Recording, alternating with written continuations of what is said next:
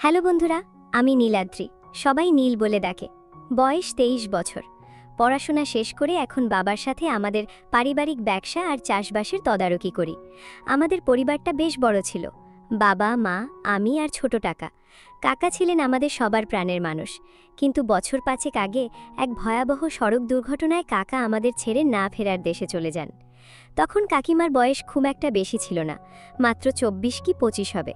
কাকা মারা যাওয়ার পর কাকিমার বাবার বাড়ির অবস্থাও খুব একটা ভালো ছিল না। তাই আমার বাবা মা সিদ্ধান্ত নিলেন কাকিমা আমাদের সাথেই থাকবেন। সেই থেকে সুমনা কাকিমা আমাদের এই বিশাল বাড়ির অবিচ্ছেদ্য অংশ হয়ে আছেন। সুমনা কাকিমা দেখতে ভারী মিষ্টি। গ্রামের সাধারণ মেয়েদের মতন নন তিনি। তার চলন বলন এবং রুচিতে একটা আভিজাত্য আছে। বিধবা হওয়ার পর তিনি সবসময় সাদা বা হালকা রঙের পোশাক পরতেন, কিন্তু সেই সাধারণ সাজেও তাকে এক অদ্ভুত মায়াবী দেখাত। পাড়ার অন্য মহিলারাও কাকিমার রূপ আর গুণের প্রশংসা করতেন। ছোটবেলা থেকেই কাকিমা আমাকে নিজের সন্তানের মতো আগলে রেখেছেন। কিন্তু সময়ের সাথে সাথে আমাদের এই সম্পর্কের সমীকরণটা যে এভাবে বদলে যাবে তা আমি কখনো স্বপ্নেও ভাবিনি। ঘটনাটা শুরু হয়েছিল গত মাসের এক মেঘলা সকালে। সেদিন ভোরেই খুব বৃষ্টি হচ্ছিল। আমাদের দোতলার বাথরুমের কলে কি একটা সমস্যা হওয়ায় জল আসছিল না। ওদিকে আমার এক বন্ধুর সাথে জরুরি কাজে বাইরে যাওয়ার কথা। তাড়াতাড়ি তৈরি হওয়ার জন্য আমি নিচে নেমে এলাম। ভাবলাম নিচতলার গেস্ট বাথরুমটা ব্যবহার করব, কিন্তু দুর্ভাগ্যবশত সেখানেও পরিষ্কার করা হচ্ছিল। শেষমেশ কোনো উপায় না দেখে আমি সুমনা কাকিমার ঘরের পাশের বাথরুমটার দিকে গেলাম। কাকিমার ঘরের দরজাটা ভেজানো ছিল। আমি উকি দিয়ে দেখলাম তিনি তখনও পুরোপুরি তৈরি হননি। ড্রেসিং টেবিলের সামনে দাঁড়িয়ে চুল আঁচড়াচ্ছিলেন। তার পরনে ছিল একটি সাধারণ আকাশি রঙের শাড়ি। বৃষ্টির দিনের সেই হালকা আলোয় কাকিমাকে খুব স্নিগ্ধ লাগছিল। আমি ইতস্তত করে বললাম, কাকিমা, ওপরের কলে জল নেই, আমি কি তোমার বাথরুমটা একটু ব্যবহার করতে পারি? তিনি আয়নায় আমার প্রতিবিম্ব দেখে মৃদু হাসলেন। বললেন, হ্যাঁ নীল, অবশ্যই, তবে সাবধানে যাস। ভেতরের ছিটকানিটা একটু ঢিলে হয়ে গেছে, ঠিকমতো আটকায় না। আমি মাথা নেড়ে ভেতরে ঢুকে পড়লাম। শাওয়ারের নিচে দাঁড়িয়ে যখন জল গায়ে নিচ্ছিলাম তখন আমার চোখ গেল বাথরুমের এক কোণে রাখা কাকিমার কিছু ব্যক্তিগত পোশাকের ওপর। সেগুলো খুব যত্নে ভাঁজ করে রাখা ছিল। জানি না কেন আমার বুকের ভিতরটা হঠাৎ কেঁপে উঠল। এক অদ্ভুত অনুভূতি আমার মনে কাজ করতে শুরু করল। আমি জানতাম এটা ভুল, কিন্তু সেই মুহূর্তে নিজের ওপর নিয়ন্ত্রণ রাখা খুব কঠিন ছিল। পোশাকগুলোর সুগন্ধ যেন আমার চারপাশটা ঘিরে ধরল। আমি কয়েক মুহূর্ত সেখানে স্থির হয়ে দাঁড়িয়ে রইলাম। এক অজানা মোহ আমার গ্রাস করছিল। কিছুক্ষণ পর নিজেকে সামলে নিয়ে দ্রুত স্নান শেষ করে বেরিয়ে এলাম। বেরিয়ে আসার সময় দেখলাম কাকিমা তখনও ঘরের বারান্দায় দাঁড়িয়ে বাইরের বৃষ্টির দিকে তাকিয়ে আছেন। তার চোখে এক বিষণ্ণতা, যেন কোনো অতৃপ্তির ছায়া। সেই দিনের পর থেকে আমার মনের ভেতর এক অদ্ভুত অস্থিরতা দানা বাঁধতে শুরু করল। আমি সবসময় কাকিমার আশেপাশে থাকার অজুহাত খুঁজতে লাগলাম। কাকিমাও হয়তো কিছু একটা আঁচ করেছিলেন, কিন্তু তিনি মুখে কিছুই বলতেন না, বরং তার ব্যবহার দিন দিন আরও কোমল হতে শুরু করল। একদিন বিকেলবেলা মা আর বাবা পাশের গ্রামে এক আত্মীয়ের বাড়িতে গিয়েছিলেন। বাড়িতে শুধু আমি আর কাকিমা। আমি লাইব্রেরি ঘরে বসে কিছু বইপত্র দেখছিলাম। হঠাৎ কাকিমা এক কাপ চা হাতে করে ঘরে ঢুকলেন। কিরে নীল, একলা বসে কি করছিস? তিনি প্রশ্ন করলেন। আমি বইটা বন্ধ করে বললাম, কিছু না কাকিমা, এমনি। মা ফিরতে দেরি হবে? হ্যাঁ, রাত হয়ে যাবে বলেছে। কাকিমা আমার পাশে এসে বসলেন। তার গা থেকে সেই পরিচিত সুগন্ধটা আবার আসছিল। তিনি বললেন, জানিস নীল, মাঝে মাঝে খুব একলা লাগে। তোর কাকা চলে যাওয়ার পর থেকে এই বিশাল বাড়িতে আমি যেন এক ছায়া হয়ে আছি। কেউ কথা বলার নেই, মনের কথা ভাগ করে নেওয়ার কেউ নেই। তার গলার স্বরে এক গভীর হাহাকার ছিল। আমি তার হাতের ওপর নিজের হাতটা রাখলাম। বললাম, কাকিমা, আমি তো আছি। তুমি চাইলে যে কোনো কথা আমাকে বলতে পারো। আমাকে কি তোমার বন্ধু ভাবা যায় না? আমার কথায় কাকিমার চোখের কোণে জল চিকচিক করে উঠল। তিনি আলতো করে আমার মাথায় হাত বুলিয়ে দিলেন। সেই স্পর্শ ছিল অদ্ভুত। সেখানে যেমন মায়া ছিল, তেমনি ছিল এক অবদমিত আবেগ। সেই দিন রাতে আমার কিছুতেই ঘুম আসছিল না। জানালার বাইরে একটানা ঝিঝি পোকার ডাক আর মাঝে মধ্যে নামা বৃষ্টির শব্দ আমার চিন্তাগুলোকে আরও এলোমেলো করে দিচ্ছিল। রাত তখন প্রায় 1:30 কি 2 হবে। হঠাৎ তৃষ্ণা পাওয়ায় আমি নিচে জল খেতে যাচ্ছিলাম। সিঁড়ি দিয়ে নামার সময় দেখলাম কাকিমার ঘরের দরজাটা সামান্য খোলা। ভেতর থেকে হালকা আলোর আভা আসছে। কৌতূহলবশত আমি দরজার সামনে গিয়ে দাঁড়ালাম। দেখলাম কাকিমা বিছানায় আধো শোয়া হয়ে বসে আছেন, হাতে একটা পুরনো অ্যালবাম। হয়তো কাকার ছবি দেখছেন। আমি খুব ধীর স্বরে ডাকলাম, কাকিমা, তুমি এখনো ঘুমাওনি?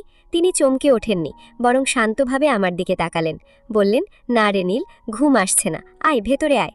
আমি দ্বিধা কাটিয়ে ভেতরে ঢুকলাম। ঘরে মৃদু ল্যাম্পের আলো জ্বলছিল। কাকিমা বললেন, বস এখানে। জানিস, একা রাতগুলো কাটানো খুব কষ্টের। মনে হয় দেওয়ালে নিজের ছায়াটাই আমার একমাত্র সঙ্গী। আমি তার পাশে বসলাম। কাকিমা আজ একটা পাতলা সিল্কের নাইট ড্রেস পরেছিলেন, যা আমি আগে কখনো তাকে পরতে দেখিনি। তাকে দেখতে আগের চেয়ে অনেক বেশি সজীব আর আকর্ষণীয় লাগছিল। তিনি আমার হাতটা জড়িয়ে ধরলেন। তার হাতের স্পর্শে এক উষ্ণতা ছিল। তিনি ফিসফিস করে বললেন, নীল, তুই যখন ছোট ছিলি তখন আমি তোকে আদর করতাম, কিন্তু আজ তোকে পাশে বসিয়ে মনে হচ্ছে তুই অনেক বড় হয়ে গেছিস। আমার এই নিঃসঙ্গ জীবনে তুই যেন এক টুকরো রোদের মতো। আমরা অনেকক্ষণ ধরে কথা বললাম। পুরনো দিনের স্মৃতি, কাকার সাথে কাটানো সময় আর তার এই বর্তমান একাকিত্ব, সবকিছু নিয়েই কথা হলো। এক পর্যায়ে কাকিমা তার মাথাটা আমার কাঁধে রাখলেন। আমি অনুভব করতে পারছিলাম তার শরীরটা কাঁপছে। সেই দিন রাতে আমাদের মাঝখানের সেই অদৃষ্ট দেওয়ালটা যেন অনেকটা আলগা হয়ে গিয়েছিল। পরের দিন সকালটা ছিল অন্যরকম। আমরা কেউ কারো চোখের দিকে সরাসরি তাকাতে পারছিলাম না। বাড়ির পরিবেশ স্বাভাবিক থাকলেও আমাদের ভেতর এক চাপা উত্তেজনা বিরাজ করছিল। এর মধ্যেই হঠাৎই আমাদের বাড়িতে আমার এক পিস্তুত ভাই আর তার স্ত্রী এলো। নাম বিক্রম আর নন্দিনী। তারা এসেই বাড়িতে হুল্লোড় শুরু করে দিল। নন্দিনী খুব চটপটে মেয়ে, সে কাকিমার খুব ভক্ত। এসেই কাকিমাকে সাজগোজ নিয়ে জ্ঞান দিতে শুরু করলো। কাকিমা, আপনি তো এখনো তরুণী, কেন সবসময় এমন সাদাটে কাপড় পরেন? নীলগঞ্জের এই আবহাওয়াতেই আপনাকে লাল বা নীল শাড়িতে কি দারুণ দেখাবে ভাবুন তো।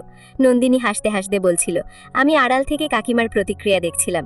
দেখলাম তিনি লজ্জা পেলেন, কিন্তু তার চোখে এক ঝিলিক আনন্দও দেখা গেল। তিনি যেন মনে মনে এই কথাটাই শুনতে চাইছিলেন। সেই দিন রাতের ডিনার টেবিলে এক অদ্ভুত ঘটনা ঘটল। কাকিমা সাধারণত সবার শেষে খান, কিন্তু আজ নন্দিনীর জোড়াজুড়িতে তিনি আমাদের সাথেই বসলেন। খাওয়ার মাঝপথে কাকিমার হাতের চুড়ি আমার হাতে লেগে একটা শব্দ হলো। আমরা দুজনেই মুহূর্তের জন্য স্তব্ধ হয়ে গেলাম। বিক্রম বা নন্দিনী কিছু খেয়াল না করলেও আমি দেখলাম কাকিমার মুখটা লাল হয়ে গেছে। সেই মুহূর্তেই আমি বুঝলাম আমাদের মধ্যে যে টান তৈরি হয়েছে তা আর চাপা রাখা সম্ভব নয়। দুদিন পর বিক্রম আর নন্দিনী চলে গেল। বাবা আর মাও বাজারে গিয়েছেন কিছু কেনাকাটা করতে। বাড়িতে আবার আমি আর কাকিমা একা। দুপুরবেলা কাকিমা রান্নাঘরে কাজ করছিলেন। আমি গিয়ে তার পাশে দাঁড়ালাম। তিনি আমাকে দেখে হাসলেন। বললেন, আজ তো খুব গরম পড়েছে, যা বারান্দায় গিয়ে বস, আমি শরবত নিয়ে আসছি। আমি বারান্দার ইজি চেয়ারে গিয়ে বসলাম। কিছুক্ষণ পর কাকিমা শরবত নিয়ে এলেন। আজ সত্যিই কাকিমা নন্দিনীর কথা শুনেছেন। পরনে তার একটি গাঢ় খয়েরি রঙের শাড়ি, কপালে ছোট একটি টিপ। তাকে দেখে আমার নিঃশ্বাস আটকে যাওয়ার উপক্রম হলো। তিনি শরবত নামিয়ে রেখে আমার পাশে বসলেন। বললেন, নীল, তোকে একটা কথা জিজ্ঞেস করব, সত্যি উত্তর দিবি। বলো কাকিমা, তুই কি আমাকে ঘৃণা করিস? এই যে আমি তোর সাথে এভাবে কথা বলি, তোর পাশে বসি, এটা কি তোর কাছে খারাপ লাগে? তার চোখে এক গভীর আকুতি ছিল। আমি তার হাত দুটো নিজের হাতের মুঠোর ভেতর নিলাম। বললাম, কাকিমা, ঘৃণা করার কথা ভাবতেও পারি না। বরং আমার মনে হয় আমি তোমাকে যেভাবে দেখি অন্য কেউ সেভাবে দেখতে পারে না। তোমার একাকিত্ব আমি অনুভব করতে পারি। কাকিমা মুহূর্তের জন্য আমার দিকে তাকিয়ে রইলেন। তারপর হঠাৎ করেই আমাকে জড়িয়ে ধরলেন। তার বুক ফাটা কান্না যেন আমার শার্ট ভিজিয়ে দিচ্ছিল। তিনি বললেন, আমি খুব অসহায় নীল। সমাজের ভয়, সম্পর্কের ভয় আমাকে কুড়ে কুড়ে খাচ্ছে, কিন্তু তোকে ছাড়া আমার আর কেউ নেই। আমি তাকে সান্ত্বনা দিতে লাগলাম। আমাদের এই সম্পর্কটা কোন দিকে যাচ্ছে তা আমি জানতাম না, কিন্তু এটুকু জানতাম যে এই মায়া আর আকর্ষণের জাল থেকে বের হওয়া আমাদের কারোর পক্ষেই আর সম্ভব নয়। এর কিছুদিন পর কাকিমার এক দূর সম্পর্কের বোন আমাদের বাড়িতে বেড়াতে এলেন। তার নাম মল্লিকা। মল্লিকা মাসি এসেই প্রস্তাব দিলেন যে কাকিমাকে কয়েকদিনের জন্য তার সাথে বাইরে কোথাও ঘুরতে যেতে হবে। মাও রাজি হলেন, কারণ তিনিও চাইতেন কাকিমার মনটা একটু ভালো হোক। ঠিক হলো আমরা একটা হোটেলে গিয়ে থাকব। মল্লিকা মাসি, তার স্বামী, কাকিমা আর আমরা চারজন একটা রিসর্টে গেলাম। সেখানে গিয়ে আমাদের থাকার ব্যবস্থা হলো আলাদা আলাদা রুমে, কিন্তু কাকিমার রুমটা ছিল আমার রুমের ঠিক পাশেই। রিসর্টের পরিবেশটা ছিল খুব রোমান্টিক। চারিদিকে পাহাড় আর ঘন জঙ্গল। প্রথম রাতে সবাই ক্লান্ত হয়ে তাড়াতাড়ি ঘুমিয়ে পড়ল, কিন্তু আমার আর কাকিমার চোখে ঘুম ছিল না। গভীর রাতে আমি বারান্দায় গিয়ে দাঁড়ালাম। দেখলাম কাকিমাও পাশের বারান্দায় দাঁড়িয়ে আছেন। তিনি আমাকে ইশারায় তার রুমে ডাকলেন। আমি যখন তার রুমে গেলাম, দেখলাম তিনি খুব বিষণ্ণ। কি হয়েছে কাকিমা? আমি জিজ্ঞেস করলাম। তিনি বললেন, সবাই ঘুরছে, হাসছে, কিন্তু আমার মনে হচ্ছে আমি এখানেও পরবাসী। এই সুন্দর পরিবেশেও আমি কাউকে নিজের বলতে পারছি না। আমি তার খুব কাছে গিয়ে দাঁড়ালাম। বললাম, তুই কেন বারবার ভুলে যাস যে আমি আছি? আমাদের এই সম্পর্কটা তো শুধু বাড়ির ভেতরে সীমাবদ্ধ নয়। কাকিমা আমার দিকে এমনভাবে তাকালেন যেন তিনি আমাকে নতুন করে আবিষ্কার করছেন। তিনি বললেন, নীল, তুই কি জানিস তোর এই সান্নিধ্য আমার জন্য কতটা জরুরি? কিন্তু সমাজ যদি জানতে পারে তাহলে আমাদের এই সম্পর্কটাকে কি মেনে নেবে? আমি কোনো উত্তর দিতে পারলাম না, কারণ আমি নিজেও সেই প্রশ্নের উত্তর জানতাম না। কিন্তু সেই মুহূর্তে আমার কাছে সমাজ বা পৃথিবীর কোনো হিসেব ছিল না। শুধু ছিল সুমনা কাকিমা আর তার সেই অতৃপ্ত চোখের আকুতি। আমরা সারা রাত জেগে পাহাড়ের গায়ে চাঁদের আলো দেখলাম। আমাদের মধ্যে অনেক কথা হলো, অনেক নীরবতাও ছিল, কিন্তু প্রতিটি মুহূর্ত আমাদের আরও কাছাকাছি নিয়ে আসছিল। আমি বুঝতে পারছিলাম আমাদের জীবনের এই নতুন অধ্যায়টা শুরু হয়ে গেছে। যে পথটা পিচ্ছিল হলেও আমাদের দুজনের কাছেই ছিল খুব প্রিয়। পাহাড়ের কোল ঘেঁষে দাঁড়িয়ে থাকা সেই রিসর্টে রাতটা যেন কাটতেই চাইছিল না। মল্লিকা মাসি আর তার স্বামী পাশের ঘরে গভীর ঘুমে আচ্ছন্ন। বাইরে ঝিঝি পোকার ডাক আর হিমেল হাওয়ার শব্দ ছাড়া আর কিছুই শোনা যাচ্ছিল না।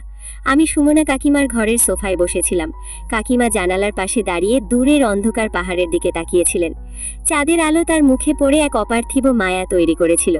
কাকিমা হঠাৎ ঘুরে আমার দিকে তাকিয়ে বললেন, নীল, তুই কি জানিস আজ থেকে 5 বছর আগে যখন তোর কাকা মারা গেল তখন আমার মনে হয় চারিদিকে পাহাড় আর ঘন জঙ্গল। প্রথম রাতে সবাই ক্লান্ত হয়ে তাড়াতাড়ি ঘুমিয়ে পড়ল, কিন্তু আমার আর কাকিমার চোখে ঘুম ছিল না। গভীর রাতে আমি বারান্দায় গিয়ে দাঁড়ালাম। দেখলাম কাকিমাও পাশের বারান্দায় দাঁড়িয়ে আছেন।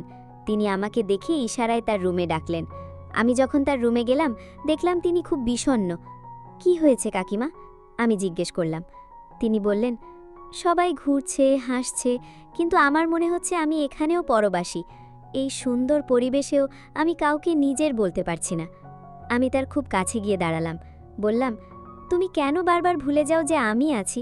আমাদের এই সম্পর্কটা তো শুধু বাড়ির ভেতরে সীমাবদ্ধ নয়। কাকিমা আমার দিকে এমনভাবে তাকালেন যেন তিনি আমাকে নতুন করে আবিষ্কার করছেন।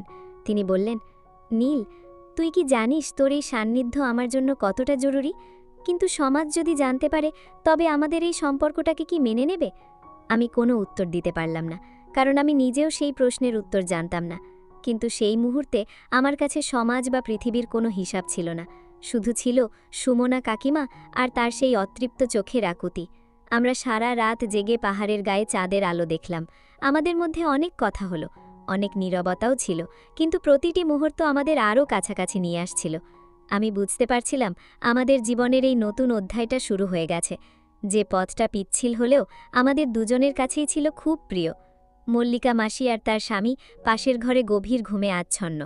বাইরে ঝিঝি পোকার ডাক আর হিমেল হাওয়ার শব্দ ছাড়া আর কিছুই শোনা যাচ্ছিল না। আমি সুমনা কাকিমার ঘরের সোফায় বসেছিলাম। কাকিমা জানালার পাশে দাঁড়িয়ে দূরের অন্ধকার পাহাড়ের দিকে তাকিয়েছিলেন। চাঁদের আলো তার মুখে পড়ে এক অপার্থিব মায়া তৈরি করেছিল। কাকিমা হঠাৎ ঘুরে আমার দিকে তাকিয়ে বললেন, নীল, তুই কি জানিস আজ থেকে 5 বছর আগে যখন তোর কাকা মারা গেল তখন আমার মনে হয়েছিল আমার পৃথিবীটা সেখানেই থমকে গেছে। আমি নিজেকে একটা অদৃশ্য খাঁচায় বন্দি করে ফেলেছিলাম, কিন্তু আজ তোর পাশে দাঁড়িয়ে মনে হচ্ছে সেই খাঁচার দরজাটা কেউ একজন খুলে দিয়েছে। আমি উঠে গিয়ে তার পাশে দাঁড়ালাম। বললাম, কাকিমা, জীবন তো থেমে থাকার জন্য নয়। তোমারও অধিকার আছে আনন্দ পাওয়ার, ভালো থাকার। শুধু সম্পর্কের দোহাই দিয়ে নিজেকে কষ্ট দেওয়া কি ঠিক? কাকিমা আমার হাতটা ধরলেন। তার আঙ্গুলগুলো ছিল বরফের মতো ঠান্ডা। তিনি বললেন, ভয় লাগে রে নীল, এই যে মায়া, এই যে টান, একে সমাজ কি নাম দেবে? তোর বাবা মা যদি জানতে পারেন তারা কি আমায় কোনোদিন ক্ষমা করবেন? আমি তাকে আশ্বস্ত করে বললাম, পৃথিবী যা বলে বলুক, আমি জানি আমি তোমার পাশে আছি। আমাদের এই বোঝাপড়াটা শুধু আমাদেরই। সেই রাতে আমরা অনেকক্ষণ নিভৃতে কথা বললাম। একসময় ক্লান্তিতে কাকিমা আমার কাঁধেই ঘুমিয়ে পড়লেন। আমি তাকে বিছানায় শুইয়ে দিয়ে যখন নিজের ঘরে ফিরলাম তখন ভোরের আলো ফুটতে শুরু করেছে। মনের মধ্যে এক অদ্ভুত প্রশান্তি অনুভব করছিলাম, যেন অনেক দিনের কোনো অসম্পূর্ণ কাজ আজ পূর্ণতা পেয়েছে। 3 দিনের ভ্রমণ শেষ করে আমরা যখন নীলগঞ্জের বাড়িতে ফিরে এলাম তখন সবকিছুই যেন আগের মতো ছিল। বাবা মা আমাদের দেখে খুব খুশি হলেন। বিশেষ করে কাকিমার মুখের সেই সজীবতা দেখে মা বললেন, সুমনা, তোকে তো বেশ হাসি খুশি লাগছে। পাহাড়ের হাওয়া তোর শরীরে খুব লেগেছে দেখছি। কাকিমা একটু লজ্জা পেয়ে মৃদু হাসলেন, কিন্তু আমি জানতাম এই হাসির পেছনের কারণটা পাহাড়ের হাওয়া নয়, বরং মনের গহীনে জমে থাকা এক নতুন অনুভূতির স্পর্শ। তবে বাড়িতে ফেরার পর আমাদের মেলামেশায় একটু সতর্কতা অবলম্বন করতে হলো। মা বাবার সামনে আমরা খুব স্বাভাবিক থাকার চেষ্টা করতাম, কিন্তু সুযোগ পেলেই আমি কাকিমার ঘরে উকি দিতাম। কখনো তিনি রান্নাঘরে কাজ করার সময় আমি পেছনে গিয়ে দাঁড়াতাম, কখনো বা বিকেলে বাগানে জল দেওয়ার সময় আমরা চোখের ভাষায় কথা বলতাম। এই লুকোচুরি খেলাটা আমাদের সম্পর্ককে আরও গভীর করে তুলছিল। একদিন বিকেলে আমি বারান্দায় বসে ল্যাপটপে কাজ করছিলাম। কাকিমা এক বাটি ফল কেটে আমার সামনে রাখলেন। চারপাশটা তখন জনশূন্য। বাবা আর মা পাশের এক মন্দিরে গিয়েছিলেন পূজা দিতে। কাকিমা আমার পাশে বসে নিচু স্বরে বললেন, নীল, কাল রাতে একটা স্বপ্ন দেখেছি। দেখলাম তুই অনেক দূরে চলে গেছিস আর আমি এই বিশাল বাড়িতে একা হাহাকার করছি। তোর বিয়ে হয়ে গেলে আমার কি হবে রে? তার কথায় এক গভীর শঙ্কা ছিল। আমি ল্যাপটপ বন্ধ করে তার দিকে তাকালাম। আমি কোথাও যাব না কাকিমা, আমি সবসময় তোমার এই আশ্রয়েই থাকব। দিনগুলো এক অদ্ভুত ঘোরের মধ্য দিয়ে কাটছিল। একদিন বৃষ্টির দুপুর, আকাশ কালো করে মেঘ জমেছে। বাড়িতে তখন শুধু আমি আর কাকিমা। হঠাৎ বিদ্যুৎ চলে গেল। ঘরটা অন্ধকারে ডুবে যাওয়ায় আমি কাকিমার ঘরের দিকে গেলাম। দেখলাম তিনি মোমবাতি জ্বালানোর চেষ্টা করছেন। আমি তার হাত থেকে দেশলাইটা নিয়ে মোমবাতিটা জ্বালিয়ে দিলাম। মোমবাতির কাপা কাপা আলোয় কাকিমাকে এক অন্যরকম রহস্যময়ী লাগছিল। তার চোখের তারাগুলো যেন আমায় ডাকছিল। আমরা দুজনেই চুপচাপ দাঁড়িয়েছিলাম। বৃষ্টির শব্দ টিনের চালে এক উন্মাদনা তৈরি করছিল। ঠিক সেই মুহূর্তে কাকিমা বললেন, নীল, আমার খুব ভয় করছে। মনে হচ্ছে এই নিস্তব্ধতা আমাদের সব গোপন কথা সবাইকে বলে দেবে। আমি তাকে সাহস দেওয়ার জন্য জড়িয়ে ধরলাম, কিন্তু সেই মুহূর্তেই সদর দরজায় কড়া নাড়ার শব্দ হলো। আমরা দ্রুত একে অপরের থেকে সরে দাঁড়ালাম। দেখলাম মা বৃষ্টিতে ভিজে বাড়ি ফিরেছেন। তার চোখে একটা তীক্ষ্ণ দৃষ্টি ছিল, যা আগে কখনো দেখিনি। তিনি কি কিছু সন্দেহ করেছিলেন? আমরা নিশ্চিত ছিলাম না, কিন্তু সেই দিনের পর থেকে মায়ের ব্যবহার কেমন যেন একটু গম্ভীর হয়ে গেল। কয়েক সপ্তাহ পরের কথা, একদিন সকালে বাবা আমাকে ডেকে পাঠালেন। তিনি বললেন, নীল, তোর বয়স তো কম হলো না। আমি আর তোর মা ঠিক করেছি এবার তোর বিয়ের ব্যবস্থা করব। পাশের শহরের এক পাত্রীর সন্ধান পেয়েছি। মেয়েটি শিক্ষিত আর খুব সুন্দরী। তোর কি মত? বাবার কথা শুনে আমার পায়ের নিচ থেকে মাটি সরে গেল। আমি আর চোখে পাশের ঘরে থাকা কাকিমার দিকে তাকালাম। দেখলাম তিনি দরজার আড়ালে দাঁড়িয়ে সব শুনছেন। তার মুখটা মুহূর্তের মধ্যে ফ্যাকাশে হয়ে গেল। আমি আমতা আমতা করে বললাম, বাবা, এখনই বিয়ের কি দরকার? আমি তো মাত্র কাজ শুরু করেছি। কিন্তু মা জোর দিয়ে বললেন, না রে নীল, শুভ কাজে দেরি করতে নেই। আমাদের তো একটাই ছেলে, আমরাও চাই নাতিকুতির মুখ দেখতে। সেই রাতে কাকিমার ঘরে গিয়ে দেখলাম তিনি অঝরে কাঁদছেন। আমাকে দেখে তিনি বললেন, নীল, এটাই বাস্তব। তোকে একদিন ঘর বাঁধতে হবে, নতুন জীবন শুরু করতে হবে। আমি তো শুধু তোর জীবনের একটা ধূসর অধ্যায়। তুই বিয়ে কর, আমি নিজেকে সামলে নেব। তার কণ্ঠস্বর ছিল ধরা গলায়। আমি বুঝলাম তিনি কত বড় ত্যাগের কথা বলছেন, কিন্তু আমার হৃদয়ে তখন ঝড় বয়ে যাচ্ছিল। একদিকে মা বাবার ইচ্ছা আর অন্যদিকে সুমনা কাকিমার প্রতি আমার এই গভীর টান। অবশেষে বিয়ের দিন ধার্য হলো। মেয়েটির নাম ছিল তন্নি। সে সত্যিই খুব ভালো মেয়ে ছিল। আমি নিজের অনিচ্ছা সত্ত্বেও এই বিয়েতে রাজি হলাম, কারণ আমি জানতাম আমার একগুঁয়েমি কাকিমার জীবনকেও বিপন্ন করে তুলতে পারে। সমাজ কোনোদিন আমাদের এই সম্পর্ককে স্বীকৃতি দেবে না। বিয়ের আগের রাতে কাকিমা আমার ঘরে এলেন। তার হাতে একটা রূপোর আংটি ছিল। তিনি আমার আঙ্গুলে সেটা পরিয়ে দিয়ে বললেন, এটা তোর কাকার আংটি ছিল, আজ তোকে দিলাম। তুই সুখে থাকিস নীল, তোর সুখেই আমার শান্তি। বিয়ের পর তন্নি আমাদের বাড়িতে এলো। সে খুব দ্রুত সবার মন জয় করে নিল। কাকিমাও তাকে বড় বোনের মতো আগলে রাখলেন। বাইরের মানুষের চোখে আমরা ছিলাম এক সুখী পরিবার। তন্নি জানত না তার স্বামীর মনের এক বিশাল অংশ অন্য কারোর দখলে। মাঝে মাঝে রাতে যখন সবাই ঘুমিয়ে পড়ত, আমি বারান্দায় গিয়ে দাঁড়াতাম। দেখতাম কাকিমার ঘরের জানালার আলোটা তখনও জ্বলছে। আমরা আর আগের মতো নিভৃতে কথা বলতে পারতাম না, একে অপরকে স্পর্শ করতে পারতাম না, কিন্তু আমাদের চোখের ভাষা ছিল অপরিবর্তিত। একদিন তন্নি আমায় জিজ্ঞেস করল, আচ্ছা নীল, সুমনা কাকিমা কেন এত একা একা থাকেন? ওনার জন্য কি আমরা ভালো কোনো পাত্র দেখতে পারি না? আমি ম্লান হেসে বললাম, উনি বোধহয় ওনার একাকিত্বটাকেই ভালোবাসতে শিখে গেছেন তন্নি। কিছু শূন্যতা কখনো পূরণ হয় না। বছরের পর বছর কেটে গেল। এখন আমার একটি ছোট সন্তান আছে। কাকিমা এখন আমাদের পরিবারের বড় মা। তিনি আমার ছেলেকে নিজের সন্তানের মতো মানুষ করছেন। আমাদের সেই উন্মাতল আবেগ এখন এক শান্ত গভীর শ্রদ্ধার সম্পর্কে রূপান্তরিত হয়েছে। কখনো কখনো যখন আমরা নির্জনে থাকি, কাকিমা আমার দিকে তাকিয়ে হাসেন। সেই হাসিতে এখন আর কোনো আক্ষেপ নেই, বরং আছে এক অদ্ভুত প্রাপ্তি। আমরা সমাজকে ফাঁকি দিয়ে হয়তো এক হতে পারিনি, কিন্তু আমাদের মনের যে সংযোগ ছিল তা কোনোদিনও মুছে যায়নি। নীলগঞ্জের সেই পুরনো বাড়িতে আজও বৃষ্টির শব্দ শোনা যায়। আজও মোমবাতির আলোয় ছায়ারা খেলা করে। আমি জানি সুমনা কাকিমা আর আমার এই না বলা গল্পটা এই ইটের দেওয়ালগুলোতেই বন্দী হয়ে থাকবে। পৃথিবীর মানুষ জানবে আমরা কাকিমা ভাইপো, কিন্তু আমাদের অন্তরাত্মা জানে আমরা ছিলাম একে অপরের সেই একান্ত আশ্রয়, যা কোনো নিয়মের তোয়াক্কা করে না। জীবন হয়তো এভাবেই চলে। কিছু গল্প শেষ হয়েও শেষ হয় না, কিছু অনুরাগ চিরকালই থেকে যায় লোকচক্ষুর আড়ালে, এক গোপন অনুভূতির মতো।